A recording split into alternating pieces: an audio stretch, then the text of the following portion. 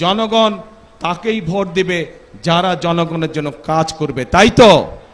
এবং জনগণের জন্য যদি কাজ করতে হয় তাহলে অবশ্যই একটি রাজনৈতিক দলের পরিকল্পনা থাকতে হবে কিভাবে দেশ পরিচালনা করবে, কিভাবে কি কি কাজ করবে জনগণের জন্য, সেই পরিকল্পনাগুলো থাকতে হবে। প্রিয় ভাই বোনেরা, বিএনপি বাংলাদেশ জাতীয়তাবাদী দল হচ্ছে সেই রকম একটি দল যাদের পরিকল্পনা রয়েছে আগামী দিনে দেশকে কিভাবে পরিচালনা করবে। কারণ এই দলটিরই অতীত অভিজ্ঞতা রয়েছে কিভাবে দেশে খাদ্য উৎপাদন দ্বিগুণ করতে হয়। কারণ বিএনপি নামক দলটিরই অভিজ্ঞতা রয়েছে কিভাবে জেলায় জেলায়, উপজেলায়, গ্রাম পর্যায়ে, ইউনিয়নে রাস্তাঘাট নির্মাণ করতে হয়। কারণ বিএনপি নামক দলটিরই অভিজ্ঞতা রয়েছে কিভাবে শিক্ষার আলো এদেশের সন্তানদের কাছে পৌঁছে দিতে হয়।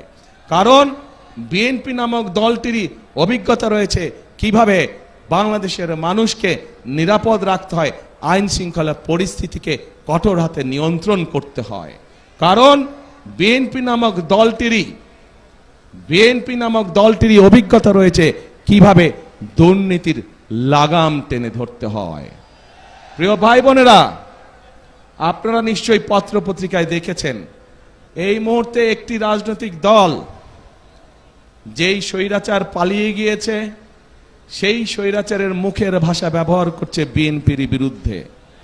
ঠিক সেই স্বৈরাচার যেভাবে বলতো তাদেরই ভাষা ব্যবহার করছে বিএনপি। তাদের বক্তব্য যে দুর্নীতিতে বলে চ্যাম্পিয়ন ছিল। তা আমার প্রশ্ন 2001 থেকে 2006 সাল পর্যন্ত তাদেরও তো দুজন সদস্য বিএনপির সরকারে ছিল না? ছিল। তো বিএনপি যদি অতই খারাপ হয় তাহলে ওই দুই ব্যক্তি কেন পদত্যাগ করে চলে আসেনি? এই জন্য পদত্যাগ করে তারা আসেনি। তারা সরকারে ছিল এবং তারা ভালো করেই জানতো যে খালেদা জিয়া কঠোর হস্তে দুর্নীতি দমন করছে।